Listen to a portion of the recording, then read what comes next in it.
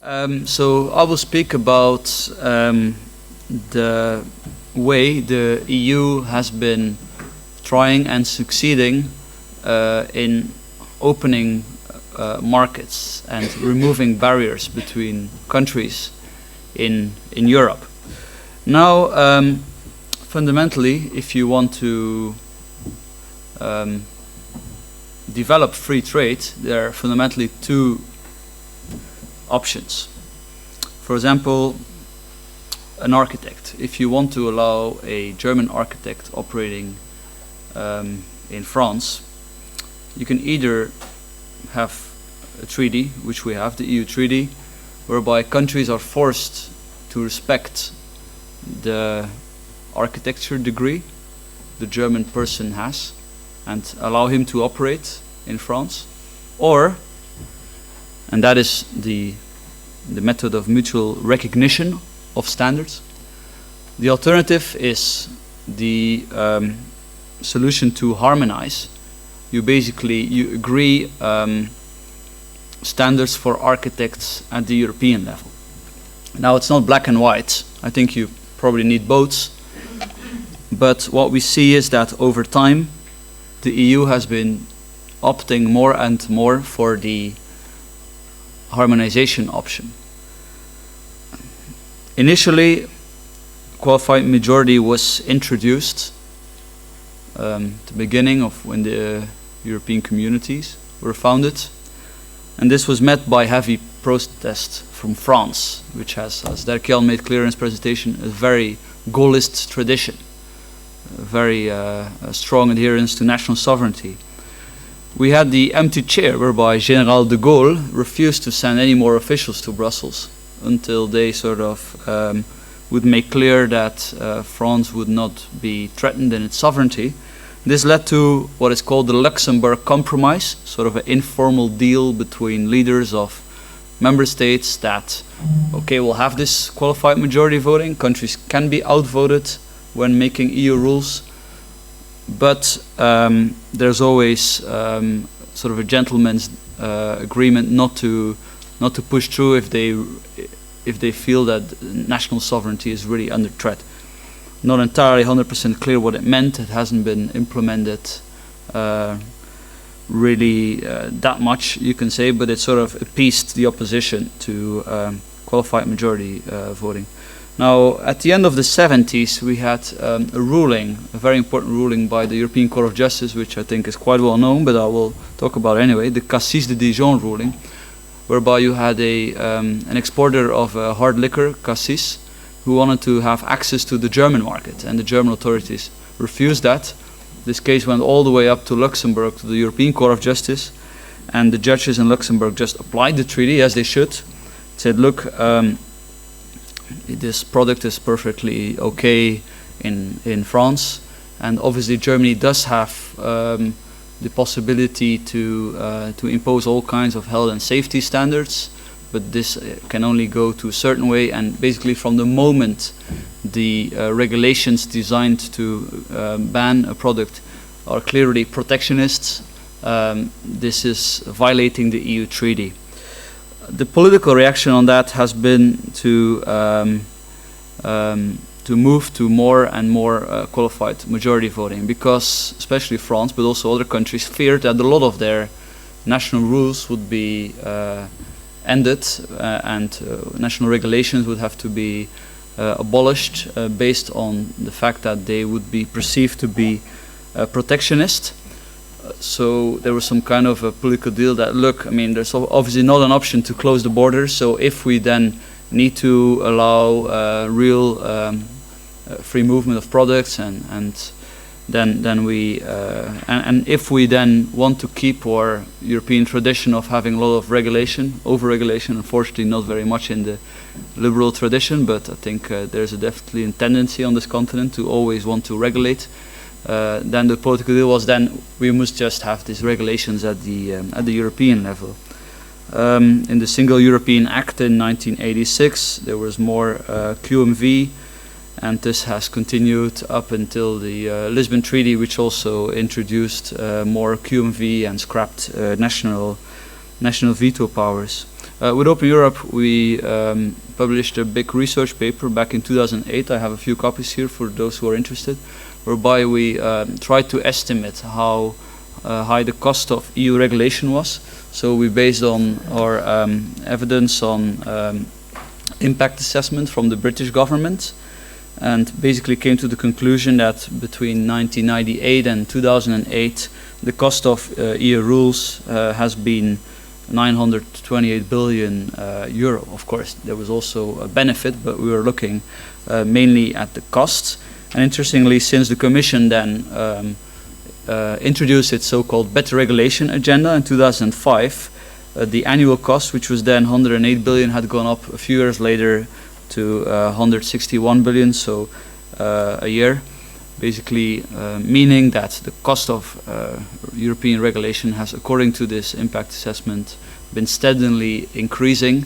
And I don't think this is any surprise. Even the European Commission has admitted it. That's why they had this better regulation program in 2005. That's why last year they launched their REFIT program. I think it's quite heartening that now we have Frans Timmermans, who has been appointed as the second man in charge of the Commission responsible for better regulation. I don't want to be naive and to think that this will change everything, but I think we have to admit that is definitely, objectively speaking, the most prominent attempt at the EU level to deal with this legislative machinery that is perceived to be out of control. And therefore, I think we should support Timmermans and also press him. For example, when talking about the European minimum wage, I expect the Belgian Commissioner Marianne Thyssen to come up with some kind of a proposal, and then it will be the job of Frans Timmermans to tell her, Marianne, I think this is a great idea, I'm a social democrat, but unfortunately it's not an EU competence, so can you please drop this proposal? That will be a litmus test. There will be many others. Now, moving on to the legal basis, maybe I shouldn't talk too much about that, but basically you have this Article 34, which allows, which sort of mandates there should be mutual recognition, but then a lot of exceptions to that have already been included in Article 36, and also we have this Article 114, which sort of gives the European Commission the power to harmonize rules, just to show that even within the EU treaty it's not one or the other. It's like you have these sort of conflicting articles, and it very much depends on how the European Court of Justice then interprets it. Also, there was a regulation decided back in 2009, the Mutual Recognition Regulation, which basically concentrated on the burden of proof in this whole process. So just in short, it all depends how these rules are being implemented. But in terms of analyzing what's the best option of the two, I think we can identify 4 major benefits of mutual recognition. First of all, it will lead to less regulation when you don't have this regulation at the EU level, which actually often emerges from just using the existing regulations in the big member states and like sort of patching them all together. When you don't have this, then obviously you don't have the high cost associated with imposing regulation on a very diverse free trade bloc, which is composed of many different economies. So that's a second big advantage, that you can allow diversity. A third is, of course, that you allow regulatory competition. As I mentioned earlier, the ban on classical light bulbs, or you can think of other examples, regardless whether this is a good or a bad idea, the fact that countries have the option to sort of experiment a bit, take the ban on smoking in bars and restaurants. This is decided at a decentralized level, as it should be, and countries can learn from each other experiences. Sometimes, as I understood in the Netherlands, there was a bit of an evolution in the process. First there was a general ban, and then they withdrew it, and now, as I understand, they will increase the ban on smoking in bars again. So you can have this sort of finding process, trying to allow regulators to find out, learn from each other what the best rules are to deal with problems in society. Now, fourth advantage of mutual recognition is that because you don't have a regulation decided at the EU level, it will be less prone to regulatory capture. If you have a regulation, obviously a lot of the lobby groups in Brussels will be trying to design and influence the outcome, and this can lead to situations. I'm thinking, for example, on the recent regulation on auditors, where you have the big four who have a disproportionately strong influence on the process, trying to, or managing to sort of push the regulation in order to advantage them, thereby disadvantaging small and medium-sized companies who, of course, do not have a similar budget for lobbying. Now, in certain situations, as I said, of course, you need harmonization, especially when you're talking about products that are really exported a lot. I think the case for harmonization becomes a lot stronger, but that is definitely not always the case. And I think giving the data that regulatory cost of EU rules is ever going up, you can say that the Commission, they have gone a little bit or much too far with this. Of course, when you will ask industry lobbyists in Brussels, they will tell you, look, I mean, this mutual recognition doesn't work, we need the Commission to take action. When you ask Commission officials, they will tell you the same. So they sort of are the people who are best informed about the whole process, but also have a vested interest in always opting for the option to harmonize, which is why the Commission has bias in favor of that option. Now, what are the problems with this harmonization? There are many. First of all, there's sometimes a regulatory overlap. The EU making rules on certain policy fields which are being covered by the member states, which do not always work well together.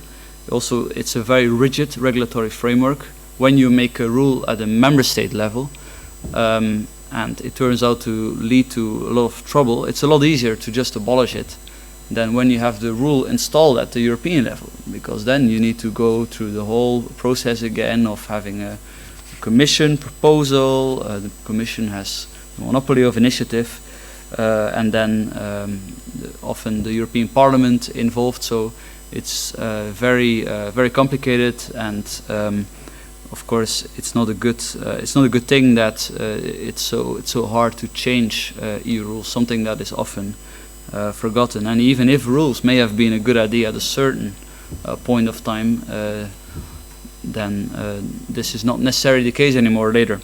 A third problem is that indeed, as I mentioned, you have the risk of regulatory capture. I think you have 20 or 30,000 lobbyists in Brussels, and there's a reason why they are there.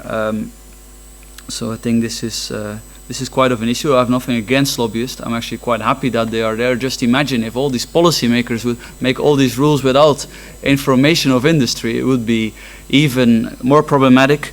But I do think that we can say it's a problem that you have certain major influencers who have sort of an unfair competitive advantage there. Fourth, harmonization could result in one-size-fits-all EU regulation. Again, quite a well-known problem. When the EU, for example, would go further into regulating salaries or working conditions. I know in Britain the Working Time Directive has led to major problems, especially in hospitals, where junior doctors were not were not allowed to, or sort of like where the training systems of junior doctors were definitely not adapted to having this certain strict regulations coming from Brussels. Regulations which may have been a good idea perhaps in other situations, in other economies. So you see many examples of that. Another problem is that there's a wide opportunity for interpretation. The legal articles are not very clear. The exceptions where the EU is allowed to harmonize, they maybe I should read them, but they basically could. They relate to health, safety, environment, consumer protection. The treaty states that the EU should go for a high level of protection when they harmonize, not for the highest level. I mean, that can mean anything. It shouldn't apply to taxation, but then the EU has involved in taxation. It shouldn't apply to employees' rights, but the EU has involved into employment legislation. So it is very open for interpretation. I think that in itself is a big problem that you do not have when you opt for not having any EU rules, but only having the Commission ordering member states to scrap protectionist elements of their regulations, not to scrap whole regulations. Furthermore, there is no effective mechanism, as Dirk-Jan has explained, I think, to deal with EU competence creep. Subsidiarity is in the hands of the European institutions, and they have a vested interest not to have to bother too much with it. So I very much think it's a good idea to have the system of green cards. For example, you could say that if a majority of members of national parliaments manages or sort of if a majority of national parliaments bans a certain proposal, then the Commission should not be allowed to go further with it. This could be a very a simple guarantee. You could allow the national parliaments to only raise the alarm when it's about the subsidiarity issue. This could be controlled by the European Court of Justice, which is an institution that has itself rooted in the EU. So there are all kinds of solutions thinkable. I think also the idea of sort of a hard list of governing competence, we discussed this morning. This was rejected, fearing that then the EU would just go further in the competence areas where it has competences. But I think legally that could be a good idea, and nothing wrong with specifying a bit more strongly what the EU is actually allowed to do and what they're not allowed to do. Also, red cards. I mean, we've seen a few examples of yellow cards. It hardly ever happens, also because of the short time frame. But I think why not then allow these national parliaments to just show a red card to the Commission. For example, the Dutch parliament managed to gather 11 national parliaments in opposition to the idea of a public prosecutor, a European public prosecutor. A very small proposal from the European Commission, because the prosecutor would only be responsible for monitoring fraud with EU funds, but the Commission and people in the Parliament were hoping that over time this may lead to a proper EU prosecutor. But given the fact that in such a short time frame 11 parliaments really raised the alarm, I think the Commission has actually done for its own case more bad than good to just press ahead with it. Both the Parliament and the Commission have ignored this. The Commission came up with some kind of paper explaining why they ignored it, but I think the new Juncker Commission should just have as a rule that if we have a yellow card again, then we will just consider it to be a red card, and we will just not continue with the proposal. Another example of possible solutions would be a subsidiarity court. As I mentioned, the European Court of Justice is an EU institution, nothing wrong with that. It has done some good, it has done some bad in interpreting the powers of the EU in a way that is too wide. That is also because in its mandate it is stated that the ECJ should take into account the interest of the European Union. So you could have a second court, a subsidiarity court, composed of the presidents of the national constitutional courts, of course, which would raise the problem that not every member state does have a national constitutional court, but you could solve that by allowing the national governments to mandate one judge. And this subsidiarity court would be rooted in the national legal order, and its only job would be to deal with disputes of subsidiarity. So whenever the ECJ would encounter a dispute of subsidiarity, it would have to say, oh, that is not our competence. We hand over this particular dispute to the EU subsidiarity court. Finally, there's the whole instrumentarium of better regulation, going from sunset clauses with basically laws having expiry dates, common commencement dates, when now is the case that new EU rules come into force on all kinds of days. You could say that they can only come into force on the 1st of January of every year, for example. Improved impact assessments. I understand that Frans Timmermans is going to try to put some effort in that. Also, there should be a mandatory duty to have proper impact assessments for every EU proposal. There should be an independent impact assessments board at the EU level, which does not only deal with original Commission proposals, but also with the process in the Parliament and in the Council. You could have more efforts of national MPs to scrutinize EU policy, which is not necessarily legislative change, but is also a change of mentality. I think if you compare the Dutch Parliament now as opposed to 10 years ago, I think MPs are much more interested in the whole EU debate. We have seen these initiatives. Apart from the legislative changes, it's also about mentality. The national MPs need to wake up that the EU is a very important regulatory machine, and that sometimes the national politicians have an incentive of trying to agree rules at the EU level. So their job is not only to monitor what's going on here in the capital, but also what's going on in Brussels. And of course, finally, we should also have a cultural change in the European Commission. If the European Commission sees that 11 parliaments object to a public prosecutor and really manage to gather support in a very complicated procedure, then it should be fair and understand that it's not in the interest of making sure that the EU is supported among citizens to just continue with this sort of in a desperate way, just to have this prosecutor as a symbol for the federalist dream. Now, finally, you can also say that sometimes harmonization has prevented to regulate more. Harmonization is often seen as something which the socialist side, people who like regulations and rules, like. But for example, in the case of the CRD4 directive, the directive imposing capital standards on banks, Sweden and the United Kingdom were actually against the original proposal of the Commission to have maximum harmonization, which would have prevented those two countries from imposing stricter capital standards on banks than a certain level.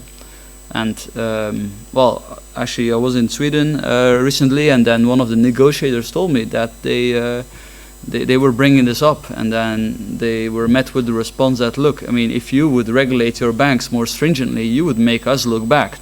So this is, of course, a very worrying concept, maximum harmonization. Luckily, in this case, it was thrown out eventually, but I think we should be worried that it doesn't return, because I think this would definitely undermine support if you would not allow national leads to go further in regulations when they see fit. Maybe one more issue was the Services Directive, the original Bolkestein Directive. I'm very happy that Mr. Bolkestein is here.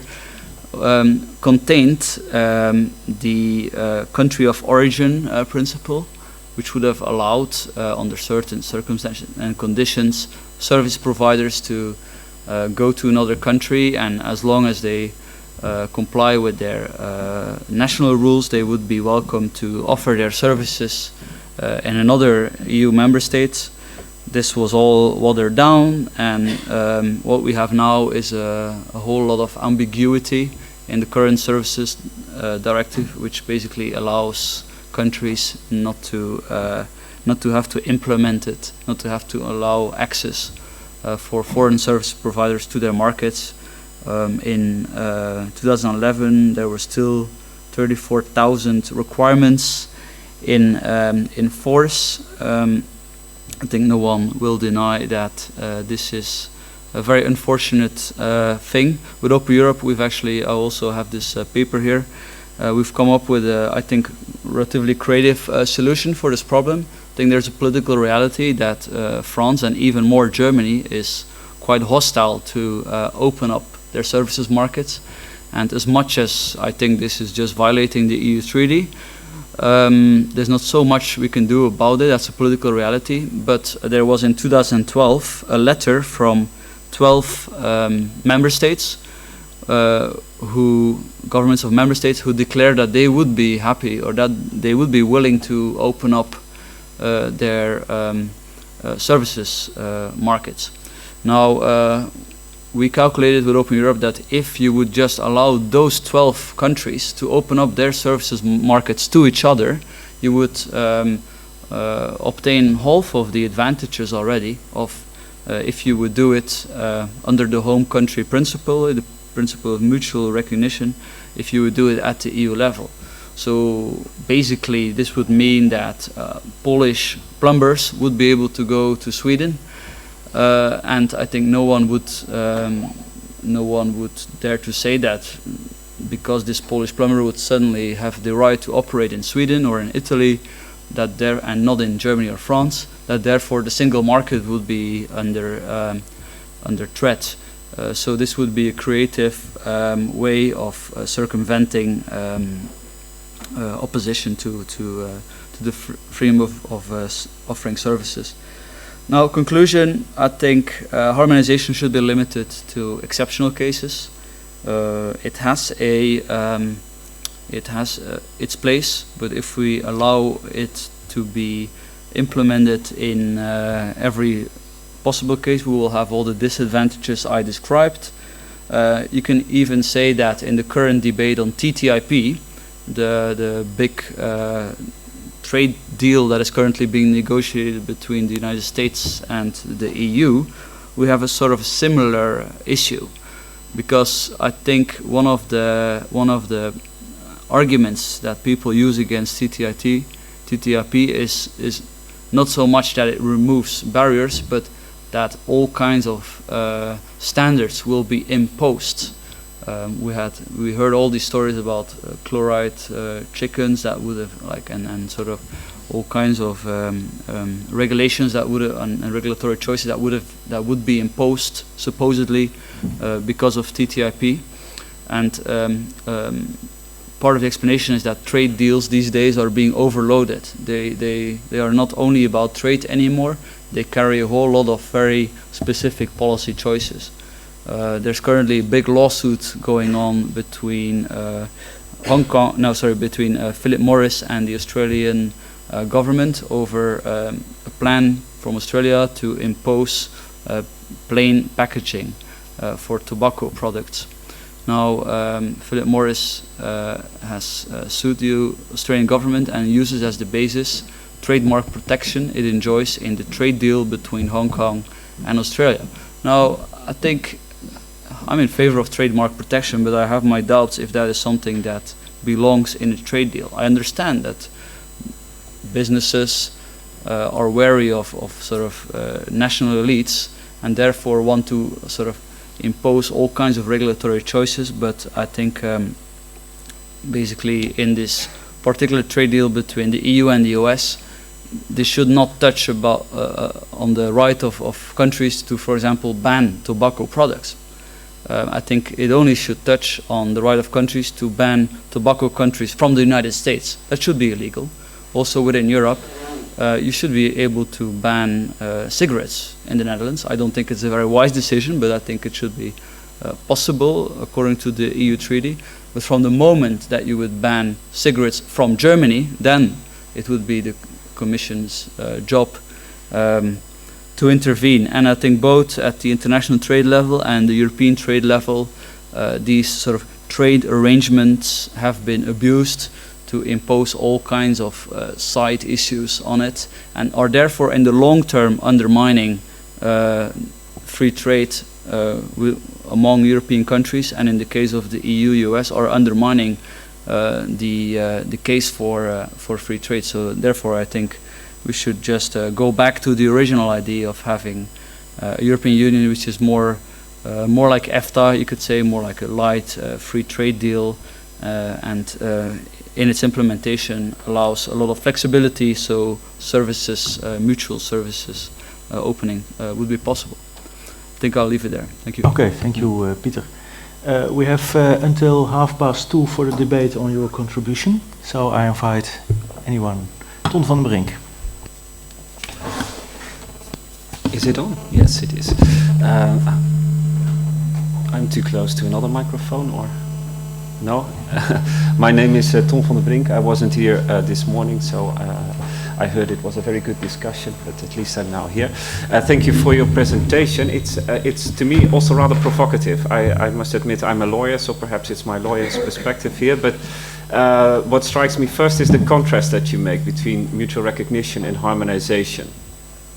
Whereas this whole Cassis de Dijon judicial mutual recognition, where there's no harmonization at all, is actually quite exceptional. So in most cases, mutual recognition is combined with a certain level of harmonization.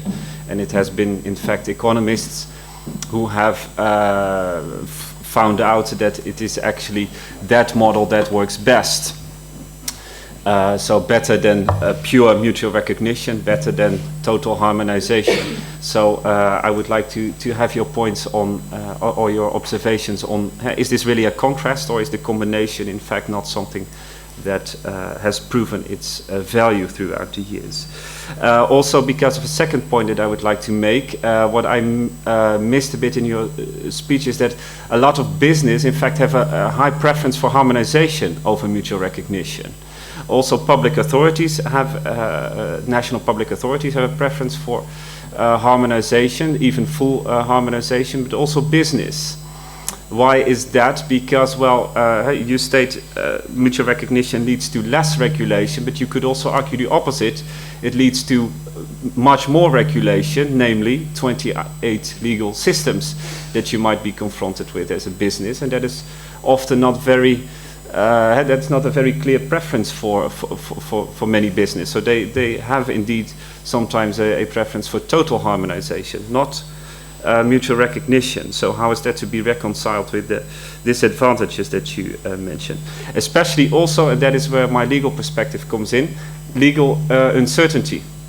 That is a big issue with regard to mutual recognition, because mutual recognition is never an absolute principle. So there are always ways for member states to make exceptions to the obligation to recognize decisions of other member states or rules from other member states. And it is exactly there where legal certainty for business, but also for citizens, may arise. If you can't be exactly sure if a member state is going to exert such a justification for clinging on to its own rules rather than accepting other member states' rules, that might be a big problem for business. So the legal certainty issue I would also like to put forward to you. Thank you. Thank you. Great questions. Well, first of all, yeah, as I mentioned, actually, I don't. I think they are opposed, but we can't deny that we need both of them. We probably always need a bit of harmonization. My concern is that the European Union has gone too far with it. And then I come to the second point. I think the reason is that it is first of all in the interest of Commission officials. It's sort of their natural dynamic drive to make rules. But it's also in the interest of major corporations. They will often, typically, as I also mentioned, would prefer harmonization because it would be easier. It's an easier process when they manage to convince the European Commission to opt for a very specific rule, then it's also legally a lot more entrenched, right?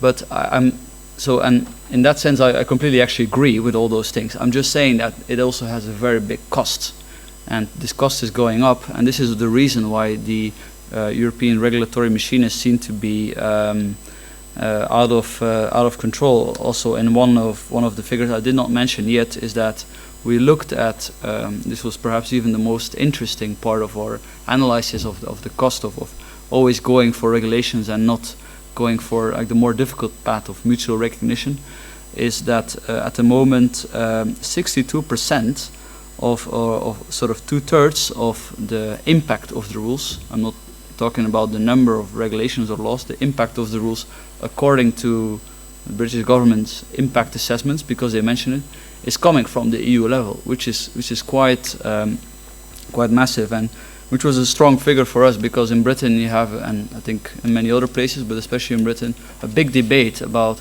how powerful is the European Union really. Then you have certain people who try to downplay it, say, oh no, only 10% of our rules is being made at the Brussels level, where of course Britain has an influence. Then these people did not calculate the indirectly binding EU laws.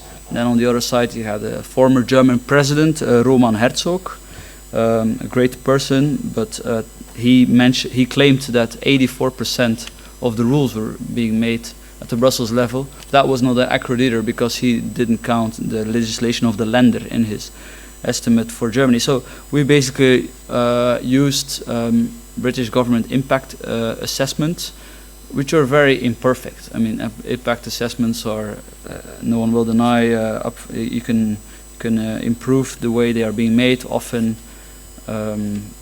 regulators would do it pretty quick, because they already have sort of in mind what they want, and then they sort of would use it as a justification. At least some people have been claiming that. Also the European Court of Auditors, if I remember well, in its report was quite critical to the way it was being made. So just to say that, as much as it's true that you have this greater legal certainty, of course, if you have this harmonization, it has a very high cost.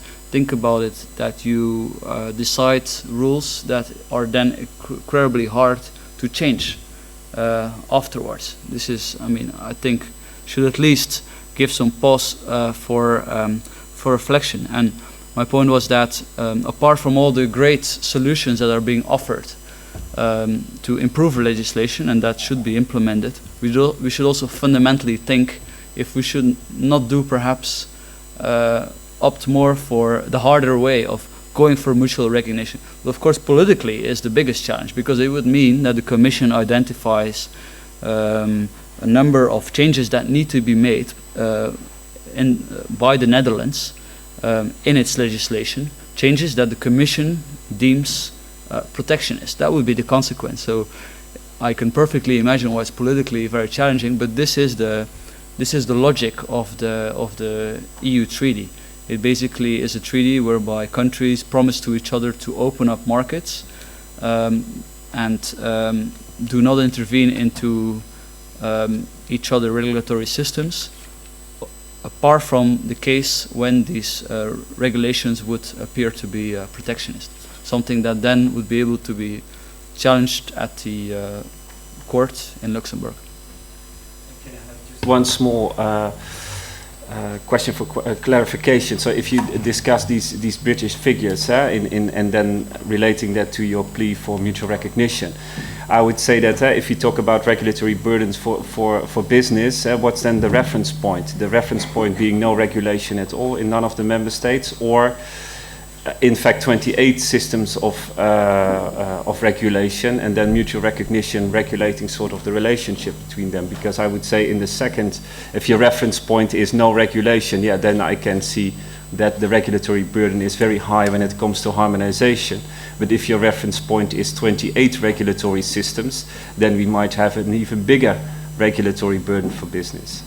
Sure. So we basically we try to stay out of the debate. Is it good to have rules or not? We just looked at how high is the impact actually, and sort of the evolution. We saw the evolution is going up, we also saw that if you look at the cumulative cost of EU rules between 1998 and 2008, this was 928 billion euro. The cumulative cost of all rules, including the national ones, is 1.4 trillion. So that's sort of the reference point. But we of course often got the criticism, yeah, but you know, sometimes it's important to have rules, and we say, okay, yeah, perhaps, but we don't judge that. We just used this because that's all we that's the only data we have to sort of assess how powerful the EU was in this process, and what the tendency is in terms of the impact of the EU rules. Any other questions, remarks? Alan? Peter, a little bit of me thinks that what you're looking at obviously is better regulation, and then the question is, does better regulation mean no regulation? And of course the answer to that is not necessarily, but it does in some occasions. How much have you been driven by your conversations and your research with SMEs on coming to this conclusion, and how much, you know, is it that's the key thing actually? If you look at SMEs being 2/3 of, you know, general businesses in the European Union as a whole, that's what's key for driving growth. Just an open question. Sure. We basically looked at all the impact of the cost of regulation for all companies, but I know that in Britain there's a big debate now whether we should exempt SMEs who typically do not export as much from EU regulations when they don't export. Now we're a bit wary, because if you would do that, then you would have a sort of complicated system within Britain of different regulations, and I would not. It sounds like a great idea if you just put it like that. Just companies that do not do business cross-border do not have to follow the EU rules, the cross-border rules. Sounds very simple in theory. If you would actually implement it in practice, it would probably be quite complicated. And but I suppose if you could prove that the complications at the British level to actually implement it, that the sort of the gains would be much greater than the cost, then I suppose it would be a good idea. But we haven't looked into the actual. We haven't looked into estimates of how expensive it would be for member states to make this distinction. And also, I've seen some comment from SME lobbies who are quite critical to that idea, because they also feared that it may backfire on their members.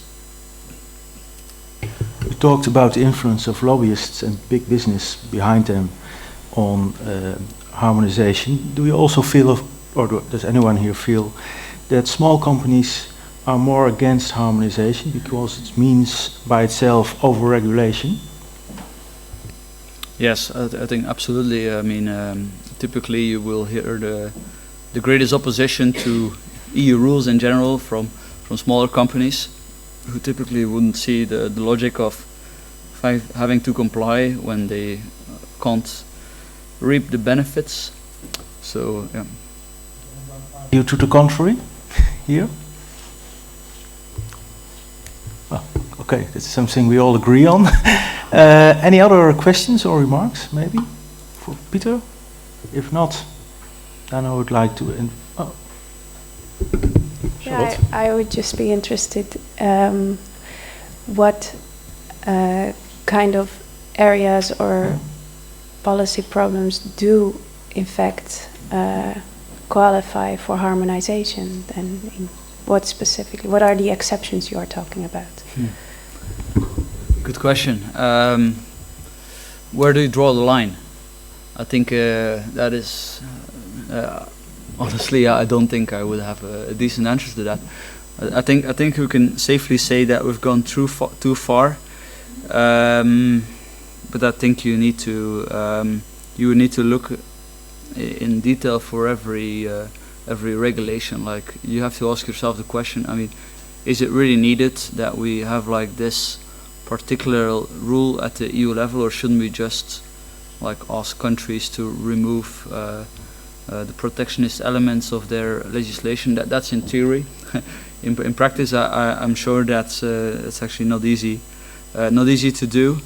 But then I would also put some trust in mechanics, like this subsidiarity court, like allowing or sort of like requiring consent from a majority of national parliaments. This green card idea. I think this could serve as a sort of a systemic guarantee that there would be no excessive harmonization. I think that's probably the better that's probably the better method than trying to figure out some kind of formula that is going to be easy to be applied on every single piece of regulatory